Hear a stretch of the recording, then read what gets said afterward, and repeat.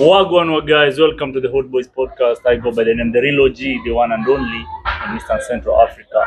Leo niko na wenzangu kwenye nyumba. On my right hapa niko na kijana rant tu kwa hii podcast tu na timu yake hiyo mbaya. Yeah, on my left ndio huyo Brian Mbuemo. Aya, so guys, let's jump quick on the highlight of the week. Personally, nasikia inaniwasha, sijui niongea wa kwanza. Arsenal Endelea tu bwana. Arsenal ilipigwa finally. The title pretenders only lose 5 points. 2 on Chelsea. Tulia, 2 on Chelsea and then 3 on Aston Villa. Big up to Aston Villa, big up to Unai Emery. I love it. So sasa tunajua wenye kikombe tunajua, tayari tunajua na wenye wana pretend tunajua. So we are here.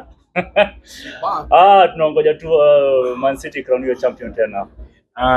For me, I think I'll divert from that. So my highlight of the week ilikuwa ni the return of Mohamed Bajabel for Simba after like 6 months. Yeah. And he came and light up, man. Akapiga bao moja safi. Yeah, against Mbeya City maze. Yeah, he came off the bench akafunga. That was big. Yeah. Bajabel is a top star, man. Yeah. Hata mimi namkubali. Yeah. So that's my highlight of the week, maze. Yeah, for me maze, a lot has been happening. But my main highlight of the week is that Erling Braut Haaland joined the 100 club in very few games. I think he's the quickest player to get your milestone. Yeah, 111 games. Yeah. So shout out to Erling Braut Haaland. That's a proper strike over there.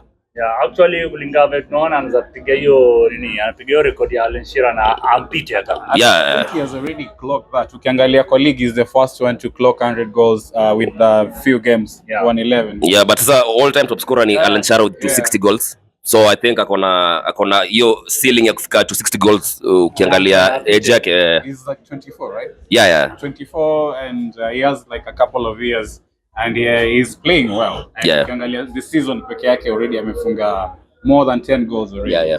So he has that ceiling, he has the chance to beat that. But moving quicker, FKF PL bado inaendelea. Kulikuwa na games 3 ambazo zilichezwa for game week 12. Kulikuwa na mechi ya Tusker walipiga na Ulinzi Stars, that was on Friday, and wanamvinyo wa Tusker wakafanya ile kitu, walishinda 1-0. And then kulikuwa na mechi ya Shabana jana, walikuwa napiga dhidi ya Bidco United. Game ilisha 1-0 in favor of Shabana. Yes man, a very important win for them. And then kulikuwa na fixture ya Kariobangi Sharks against Police FC. Police FC wali win that fixture to go top of the table. So after match week 12, of which there are still other fixtures to be played, don't forget that Gor Mahia are having the big fixture today against Chingwe pale. Yeah, Mashemeji derby. Yeah. Hopefully hiyo game itachezwa juu a lot has been happening. Kuna hiyo story ya KDF wako na event hapo Nyayo. I don't know what it is, but hopefully wataimaliza on time, then we have the derby. So umesema venye FC Bomet ilifanya Gor, pia sisi tunafanya Gor. Kama FC, team kubwa, team blue. Actually, game ya APS Bomet ilikuwa very shocking that Gor Mahia lost that fixture. They were totally off. I don't know what really happened, and Gor Mahia has been playing very well. Yeah. So, but FC Leopards also started very well on high gear, but so many draws. But we've married FC Leopards, so high chances we're still gonna crush them. So ukiangalia top of the table kuna timu ya Police wako na 20 points.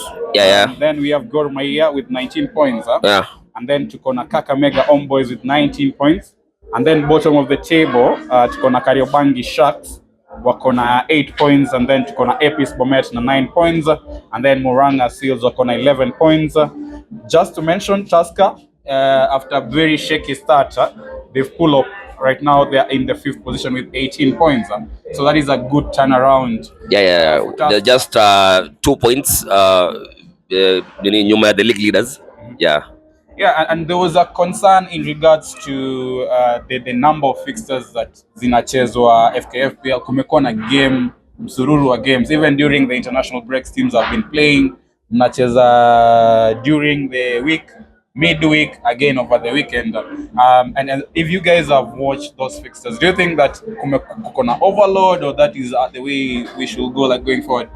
I think structure ya fixtures iko tu sawa.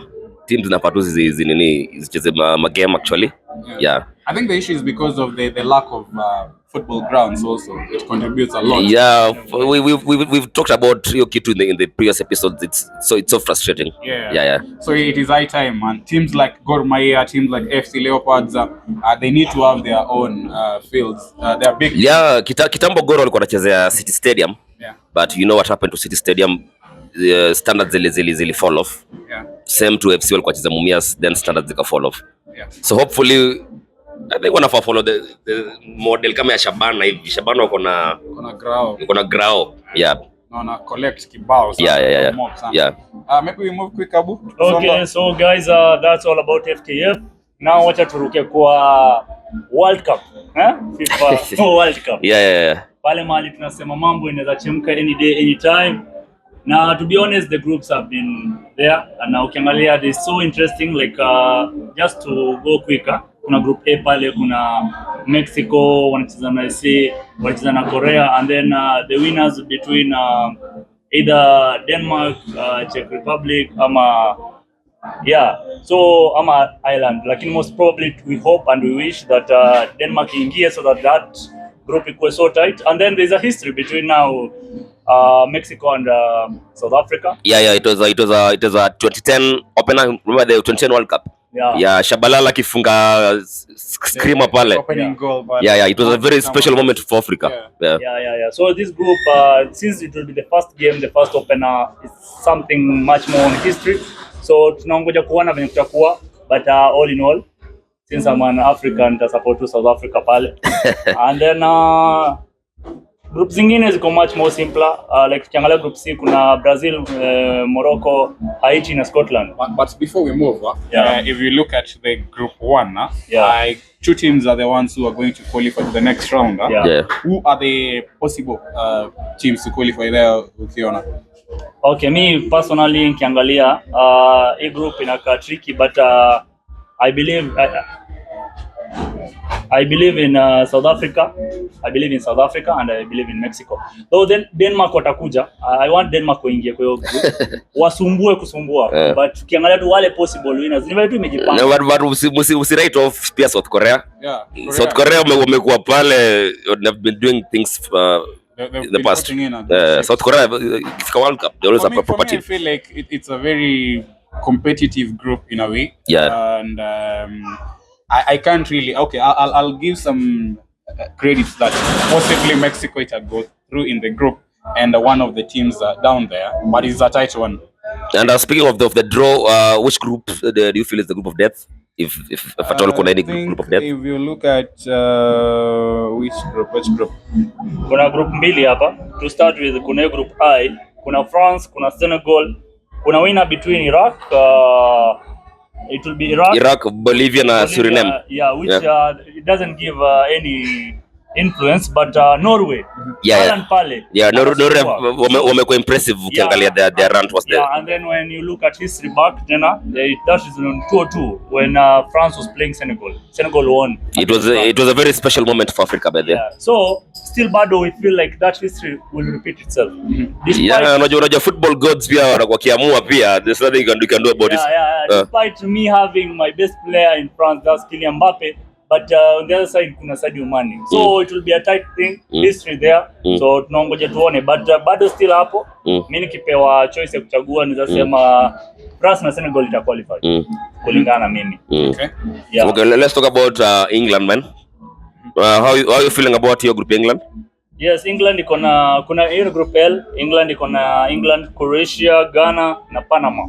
So the weakest opponent pale ni Panama. Panama are the whipping boys, eh? Watu wanashine na Panama. So pale points zapatikana mingi, lakini at the same time England, Croatia mambo inaweza chemka. The same way vijana wetu wa Ghana, Mohamed Kudus. Na Antoine Semenyo. Yes, nakwambia pale. We'll be rooting out for you, maze. They are representing us actually. So it will be a very, very tight thing. But there is a lot of troll, especially on Twitter, that unajua Nigeria na Ghana. Nigeria are not in the World Cup. So there is a lot of conversation that hapo Ghana already washatoka na wao hawajacheza. But funny enough, Ghana is a surprise watu pia. So your group ni tight. To be honest, I can't say who will go and who will not go, but it's a very tight one. And then bearing in mind England under Thomas Tuchel, so it's kind of a tricky situation. And you asked the team to proceed, yeah. but now what about the mentality of the players? Yeah, you do. So it plays a bigger role in these games. How are you feeling about the world champions? Group yao iko aje na this time round watafanya mambo? Actually, kila mtu anasema they've been given an easy group. But what I'll say, ukiangalia Algeria and Austria, Jordan, Yeah, I don't know much about Jordan, but I think whipping boys. Kila mtu anashine wao kwa group. Teams zote zitashine wao. So but mimi naangalia Argentina easy for them. I think Austria pia we've seen what Ragnick amekuwa akifanya na hiyo team. So I think Argentina, Austria are going. Austria wata nini wata. But funny enough about this Group J and Group K is that the winner of Group J, which we know already is Argentina, yeah. And then for Group K, which will be Portugal, because it's Portugal against it's Portugal, Colombia, it was Uzbekistan, and then the winner between Jamaica. I don't know, is Jamaica and the other team. So let's assume. In this case, if Portugal proceeds as the group winners and then Argentina proceeds as the group winner, the debate will come to an end at the quarter-final, whereby one has to go home. And we already know, and we know how it will be Messi, because Messi will go home. This time is CR7 to the world. At the end of the day, it is too early to run. And it's reality. It is too early to run because you know World Cup and how it is. Yeah, World Cup is it's usually interesting tournament. Yeah. So all of a sudden, utapata Argentina inalemewa na maybe Algeria in that particular group, maybe. Like you see the other time Saudi Arabia was like waliwapiga 1-0. Yeah. But the funny thing, Saudi Arabia turned up. Yeah, waliwapiga 1-0. Argentina. Yeah. But me, I'm giving you that algorithm. Yeah, if Argentina proceeds as group winners and then Portugal proceeds as group winners, there's no a possibility that they'll be in the quarterfinal. That chance, there is. That chance, Argentina is going home. Like, it's not 100%. Take it to the bank, bro. but what makes you episode and make sure him pin. No, I'm not saying anything. Me, I'll just wait. We have to wait until June next year, then so to have your conversation. Maybe just going quick. You guys, I think we talked about Group A. We've talked about Group B. I think I'll need to get to know your predictions very quick on who you think will proceed in some of the categories. Quick one, Group C. Brazil, Morocco, Haiti, Scotland. Wapi Brian unaona wakisema? I think that we've seen what Morocco has been doing in the past. Yeah. In the last World Cup, Morocco walifika the semis. Na pia Scotland pia nao pia the CC ni underdogs or anything. So I think it will be tough. But I think for me, I'm expecting Brazil and Morocco to proceed. Abu unaona wapi wakisonga? Hapo tuliko hapo. Same thing. Yeah. USA, Paraguay, Australia, winner of playoffs of Kosovo, Slovakia, Turkey. Yeah, I think Group D hapo I'm expecting either USA of course. Yeah, USA na of course kama Turkey watakuwa hapo, then they'll do something about it. You're talking about the LDs na ada gula. Yeah. And then we have Group E, Germany, Curacao, Cote d'Ivoire, Ecuador. Me, I go with Germany and Cote d'Ivoire. Direct. Germany and Ecuador for me. Me, I'm rooting for Germany and Ivory Coast. Nataka kina Dingra Joe do something. Yeah. Sawa. Kina Gesan. Group F, Netherlands, Japan, and then kuna hapo playoffs ya Albania, Poland, Sweden, Ukraine. And then Tunisia. Yeah, I think Netherlands, Japan, when it comes to the World Cup, they usually take it seriously. Remember the last time walipiga Germany na of course wakatoa Germany. But so kuna teams kali unaona hiyo kwa playoff hapo. Poland wakiweza tana, it will be something else. So no, but me I've seen what Japan has been doing in the past tournaments, World Cups. So that's your prediction. You is Japan and Germany. Japan and Netherlands actually Group F. Japan and Netherlands. For me now, I can't gamble on who has not qualified yet, so I still go with Netherlands and Japan. I don't know what will happen in the playoffs. Acha nikufe na Afrika wangu. Netherlands and Tunisia. Group G, Belgium, Egypt, Iran, and New Zealand. I'm expecting more Salah to at least to carry the team. Yeah, so one of course the Belgium brothers hapo. Belgium are a proper team right now, so Belgium and Egypt. Group H kuna Spain, Cape Verde, Saudi Arabia, and then Uruguay. I think Spain and Uruguay. Easy. Yeah, I don't think Cape Verde na Saudi Arabia wako na the facilities to make the past the group I stage. think we've already talked about Group I. Group J pia tumeongelea.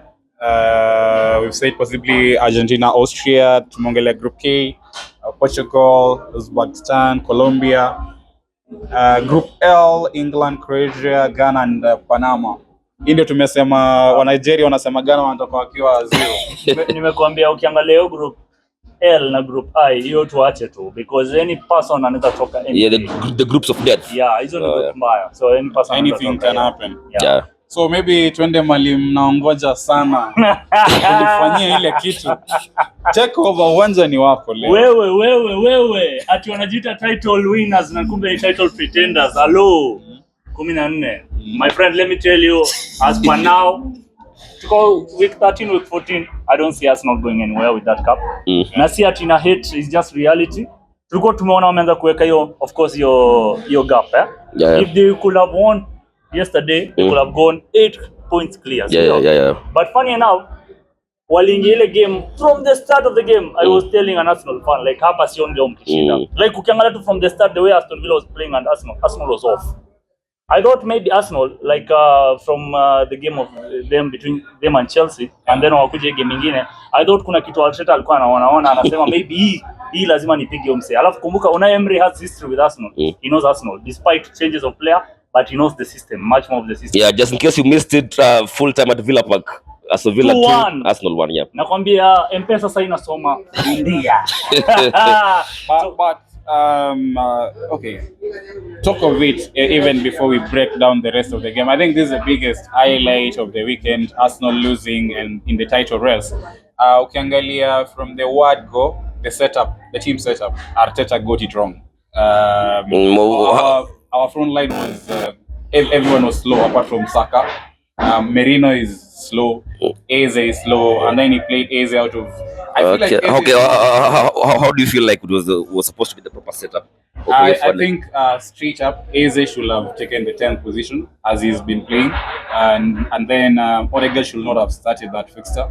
I think, and then also on the left wing side, despite Trossard being injured, I think Trossard should have played there because he came in the second half and he light up that side of the yeah. And there's a point for your game. I feel like really gonna feel mnaweza turn it around. Yeah.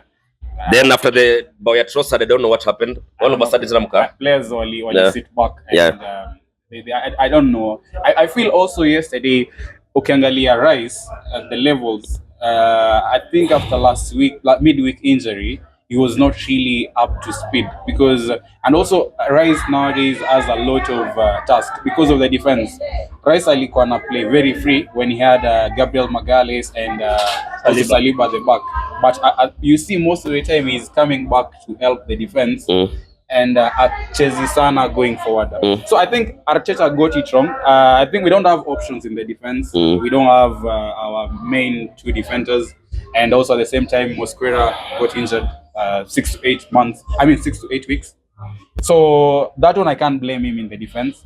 But ukiangalia even second half, Ben White is still not at it. He's very rusty. Bado kuna kutu bado. Kuna kutu. So ukiangalia he never turned up properly.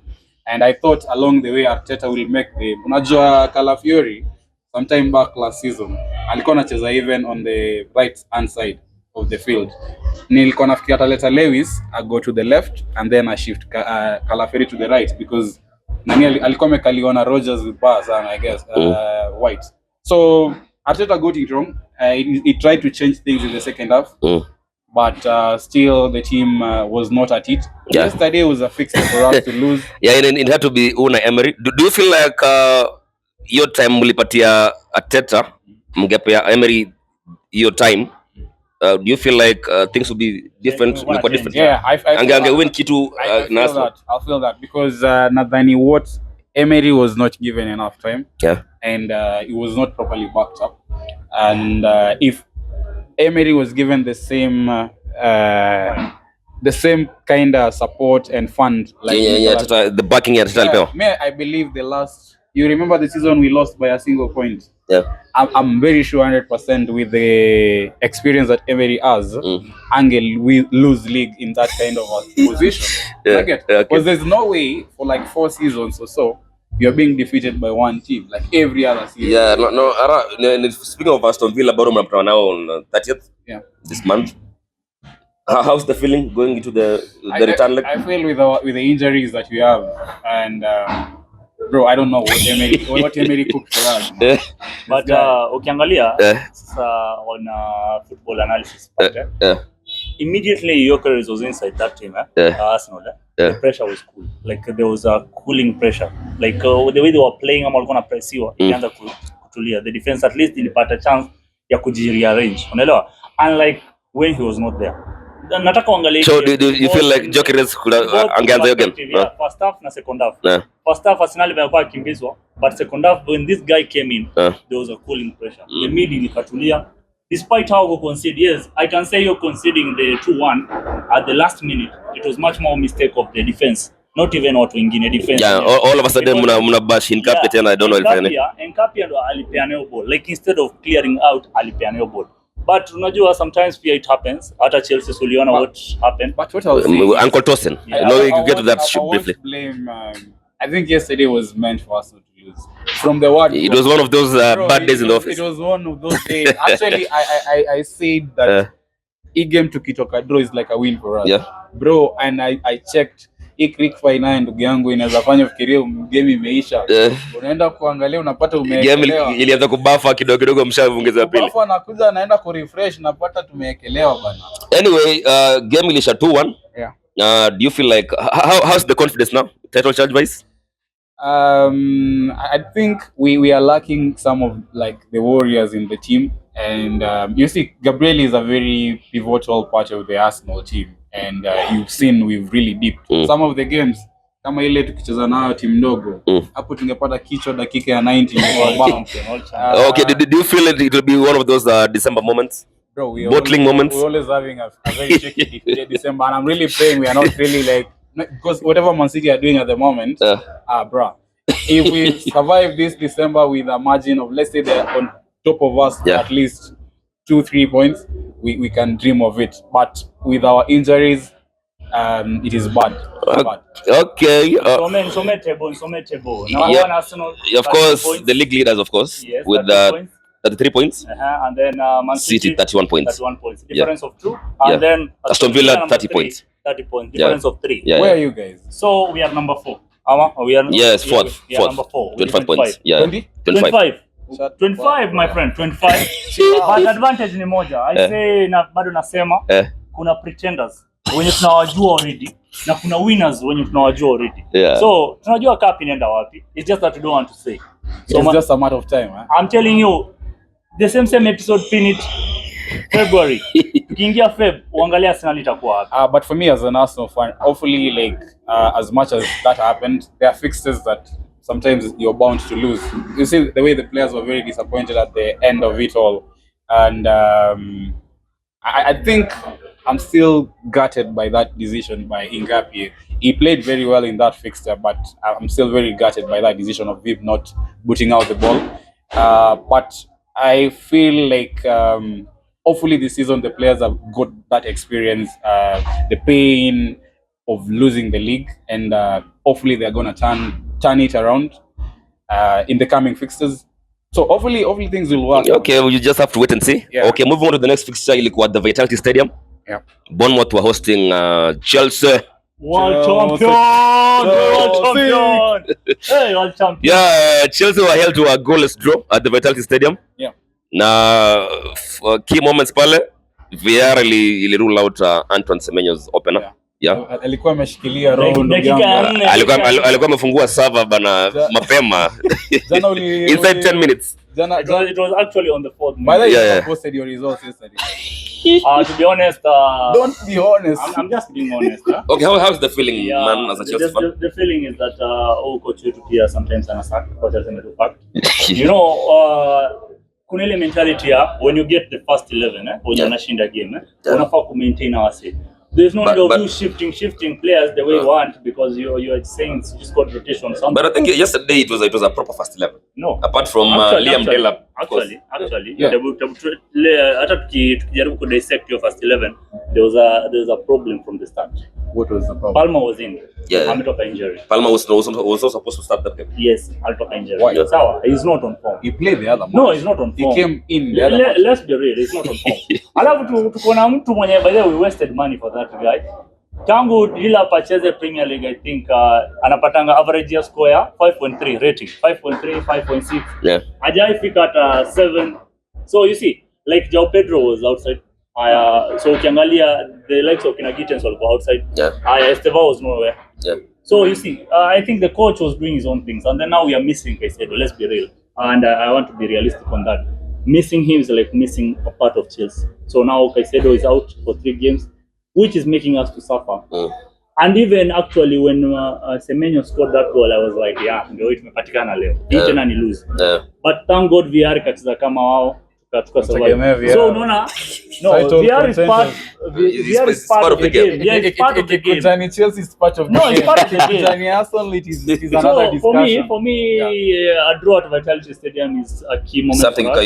you can take. Yeah, I can take. It's better taking 1 point than losing, like my neighbor here, 3 points. So for me, I believe tunafaa to build on the next game, which will be much more worse because in Brighton. Yeah. It is funny that we lost against Aston Villa, who are on a good form. You get bro. Yeah. But bro, literally, if you look at Leeds are in a shittier form, and they cook these guys 3 goals to 1. So, bro, like if you look at things, and even talking about the starting lineup for Chelsea, this is a pretty strong lineup for Chelsea. If I'll look at it, because this is your best back line at the moment. Chalobah and Fofana combination. Yeah, I agree. The best at the moment. Yeah, I agree. I agree. Kukurela, of course. Yeah, there's that feeling. Yeah, there's that. Malo Gusto, if James is playing in the mid, Malo Gusto is a good player, and also Enzo. So I think if we look even the attacking midfielder, Garnacho has been good lately. Ukiangalia Palma, ukiangalia Neto, Delap was started, but ukiangalia the previous game, João Pedro started, but João Pedro has been shit for some time now. So if you look both of the strikers, João Pedro and also Delap, I'll take João Pedro. But João Pedro is also not scoring. No, it's better. It's like, and he played 33 minutes. No. Let's be real. Let's be real, and that was where the comparison was. Yeah. When this guy, the stinker guy, Grocery was not inside. They suffered. But when he came in, he was not scoring. But the pressure that he was putting on those players, that's what João Pedro does. Delap doesn't even press. Umeona games ndio umeona. A press huyu jamaa tu wako anangoja kupigiwa. Okay guys. Let's jump to the next. The next fixture ilikuwa at the Hill Dickinson Stadium. Everton are hosting Nottingham Forest. Shout out to Everton. So it was Sean Dyche made a return, and unfortunately, or maybe fortunately, his cheeks were clapped. Do you know this once guy? Again? This Barry Hall with a goal. Do you know this guy has history? Sean Dyche. When he was in Everton, alipigwa na Nottingham. When I'm in Nottingham, Everton ndimemgeuzia. It was a 2-0 that game, and then now it is 3-0. Yeah, so, David Moyes is having a good run at the moment. I love it. Yeah. They actually beat United. I think they also won the previous match 1-0, courtesy of Grealish. They'll pick a Bournemouth. But before Paul pick 1 now Newcastle. Yeah. So the match is turned around. They're on a good run. And that's the beauty of the Premier League. Yeah. It's very hard to predict vitu zingine. Nottingham inapiga Liverpool, wanakokotwa na Everton. It's the other way around. Yeah. So team ndogo kama Chelsea ingeclap Aston Villa jana. But Arsenal big team suffered. So shout out to David Moyes Maze for getting that particular win and a clean sheet. Yeah. Then the next game, City are hosting Sunderland at the Etihad. Bro, I was angry, man, at Sunderland because these guys, all the teams in the top 7. The big teams, while club Chelsea, wakatoka draw na Arsenal, they draw again with Liverpool. But Man City, those guys spread their legs, man. 3 goals. I thought they will do something even a draw for us. But umesema that's the beauty of football. Yeah. The game in a change. So walipatikana jana. Yeah, and speaking of Sunderland, they're losing 7 players to AFCON. Mnaonaje? itakuwa noma sana. itakuwa noma. Actually form yao itateremka because the likes of kina Sadiki. No, Sadiki is a proper midfielder now. Atakuwa na present DRC. Anaitwa Ronaldo. And of course Madagascar. So Mozambique actually. When you see those kind of players wakiwa lost to AFCON, for them is a big I think also Traore will not be there. But Traore represent Burkina Faso. Adingra. Mukiele is for France. Mukiele plays for DRC then. And then Adingra. Adingra for Ivory Coast. So you see, when they lose such kind of players, which are high profile players in terms of their team chemistry and everything, now the ones who will be coming to fill the gaps, they will be not gelling. Okay, once again, Phil Foden was on target. Let's talk about Phil Foden. Is he back? Phil Foden is on a good form. He's on a good run, and you can see the Foden that we used to know some 2 seasons back. So he's playing well. He has scored. I think he's on 6 goal or almost 10 goal and assist contribution so far. So I feel like Foden is back. Ryan Cherki, he picked up 2 assists. Nonaje? Magical moment. Magical moment. Is he there? Has he arrived ama bado? Actually, EPL is so funny. Sometimes you go on top and sometimes you go low. So for me, I can say I'm so proud of the progress that Foden amefanya. That's kufunga bao 5 within 3 games. So inamaanisha this guy is doing what he wants to do. And then even Pep Guardiola saying that he wants Foden to stay there for a longer period. They're not selling him and such kind of things. I love it. So for Cherki it was a good thing. At least wamepiga pressure to Arsenal. Because Arsenal actually was going. If I assume if Arsenal was winning and then Man City lost. Bro, every time this guy talks, you've been asked to give like a statistics for a player. Shifted from players that you have to put in lazima kule stray. I'm like, oh, Cherki is performing well. At least they put some pressure on Arsenal. What about it? Okay, guys, let's move to the next game at St. James's Park. Newcastle are hosting Burnley. That game will mark return for Yohan Wissa. So shout out to Yohan Wissa. Game yake ya kwanza this season, man. He's been outside for a while. So Newcastle piga Burnley 2-1. Once again, Bruno Guimaraes, direct corner kick, bow. That was a banger. It was a special goal. And then Gordon, then Fleming. Both of them big penalty. But there was a red card in that game here. Burnley will red card. Newcastle are playing well. Walter Mada is doing a great job. I think now that Wissa amerudi, do you feel like Walter Mada should be worried about his position? That guy is good. I don't think nobody. I think Wissa instead will be worried. Okay, how are you seeing Newcastle accommodating Wissa now that amerudi? I think Wissa is a versatile. Will he be forced to play wide? He'll have to play wide. I think Walter Mada will start most of the games, and I think maybe in the cases that Walter Mada will be hooked from the team, then Wissa will be shifted to play in the central position. Okay, well, I think we'll have just to wait and see Kenya Eddie how atafanya. Wissa in the AFCON already. He's been out, so hajaitwa. He's not playing for DRC anymore. So I think there's a challenge in the number 9 shirt. I think hata tuone Eddie how atakacheza.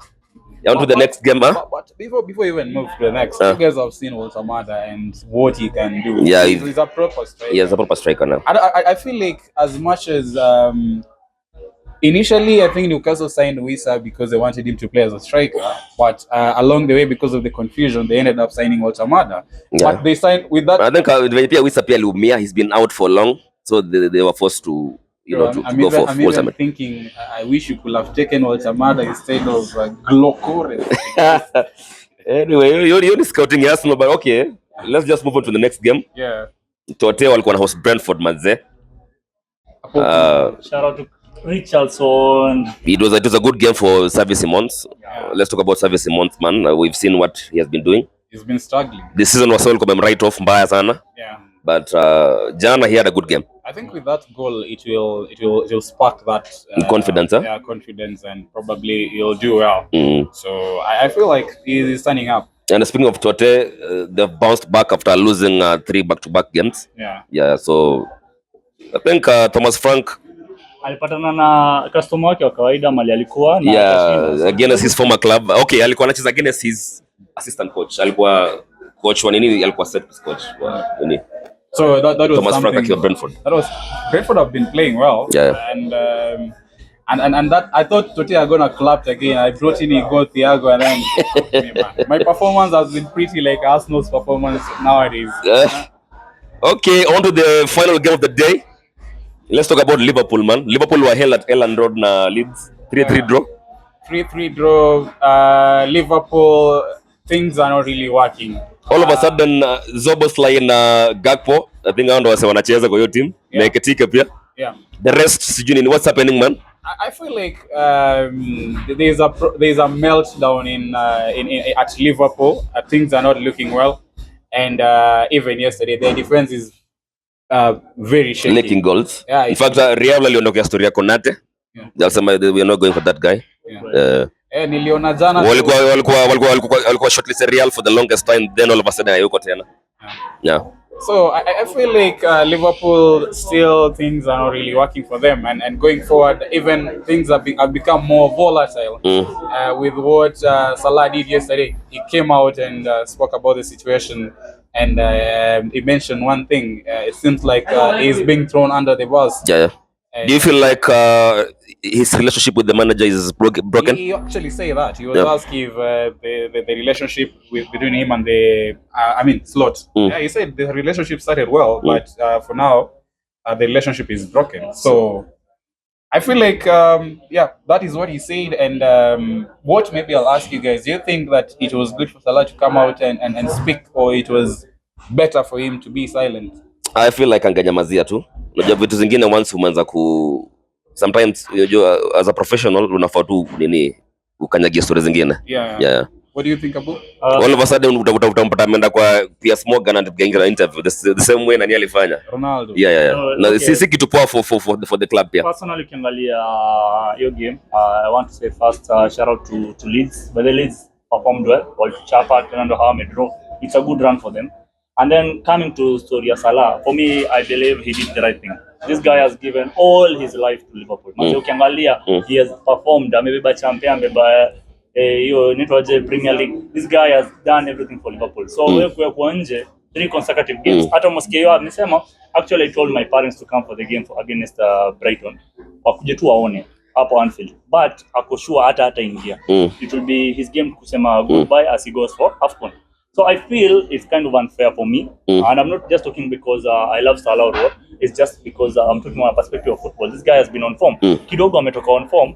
He gave a good example with Hurricane. Alisema when Hurricane was not scoring goals, the English media was saying, let's give time Hurricane will score goals. He'll come back to the winning ways. But now when Salah is not scoring and he's not performing, they are like going against him. They are like doing what they did to him, like benching him. He has all rights on his part ya kuongea venye aliongea. So me shout out to Mohamed Salah na nafurahia Kenya alifanya. So now we know, so we are just waiting for the January transfer. I think high possibility he might leave Liverpool. For me, I'll say he should have, I think actions, that kind of action he took was not the right direction professionally. Salah is big, and Salah maybe he could have just made the statement by, if he wants to leave, just leave. Like let the rumors be spread by the media or the news, but no need. I think at least put Liverpool in a very shitty situation, especially with the fact that he's been like a proper. It's like he connects the entire team. Yeah. Okay, what do you think will be the right move for Salah?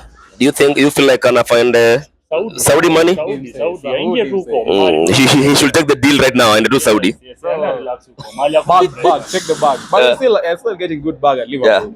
Yeah, 400, by the 400. But so the problem comes, whatever he was promised when he signed the 2-year contract is not whatever is being delivered. So that's what is hurting him. And he has all the rights in his time to say whatever he said. So for me, I support him 100%. And he's just said, kama kawaida, he knows they like a guy wa kuongea ataongea Jamie Carragher. So we are waiting for Jamie Carragher aongee kwa podcast yake kumuhusu. Okay. When you are big, you're big. So Salah is big than Jamie Carragher. Okay, on to our last segment of the day. Let's talk about FPL. We are moving towards game week 16. Yeah. And as you all know, kuna 5 free transfers juu ya AFCON. So guys, teams zenyu zinakaaje, and are you taking the 5 transfers ama mtapiga moja ama mbili ama tatu? For me, I feel like it is time to make a turnaround. Utazipiga zote? I'm gonna do a Nottingham kind of change. Utapiga transfer zote? I have to do it, man. I have a very shaky team. I imekuwa ikinipea points. I feel it has come a time. They need to go. It's time to go. So me, I'm not doing well in FPL. Abu ni mwana umeingia top 4 hapo. Very nice. How's the feeling? You're performing better than your team. World champion. No, my team is number 4. I'm number 4, so we are good to go. Your free transfers utatumia zote ama actually tunajua lazima ni save, so I'll just use 2 to 3 and then I save the rest. And as we speak, this game week imekuwa very tough. Huyu rant tuko hii studio akiwa na 19 points. And more average 33 points actually. Yeah, so tuko juu yake actually na we are at niko 33 as we speak. Mimi niko na 34 points. Mimi niko na ngapi? 19. Na nyinyi sio wachezaji wenu mcheza wote. Wapi? Bro, unaongoja matete. Una Trossard? No. Na unafikiria. Niko na 34 points lakini nategemea Crystal Palace, niko na 3 assets hapo. Then Yankuba Minte na Brian Mbeumo. So hopefully watatupatia points. Me have 4 remaining manzo wenye hajacheza. So kuna Bruno Fernandes, kuna Gehi, na kuna huyo mzee mzima Mateta. Yeah, so I'm hoping that nita harvest, though bado inakaa tricky. And then kuna Minte, Yakuba Minte. Yeah, so guys, let's just wait and see. Hopefully points zitakuja. As we wrap up, any parting shots from Alan Rans hapo? Parting shot for me is bro, I'm sad this weekend, and hopefully Arsenal are going to turn things around in the coming fixtures. But all in all, confidence iko bado ama umeanza kuwa shaky umeanza njebe nerves zimeanza kukikia. With Arsenal you have to wait. I know that, and I've always not been overconfident. I've been in this shit for the last 3 seasons, so this is not new. But for me, I'm like, I better get disappointed early rather than getting broken at the end of the season. So if Arsenal, you guys don't want to win, get cooked early. Okay, Abu Maze, unasemaje? Now that Chelsea pia now, I don't know, man. All my enemies are suffering. So actually, I'm so happy. Arsenal wanna lose. Very, very happy about that. So mimi parting shot yangu ni tuko Sheban. These guys have been here with us. Tuna grow now daily. So big up to Sheban. We are pushing towards 500 subs. So guys, endelea to support our content. We really appreciate. And just a quick one as I wrap. Also, just to mention, we're talking about Sheban. And if you want to be happy, you want to have a good time, light moments, man, during the weekend, you can get everything, man. Around kuna chakula, kuna uji na vitu nyingi zaidi. Sawa man. Yeah, and it's been a very special moment for us. So I guess I'll just see you in the next episode, guys, and be out. Yeah, thank you, peace, man.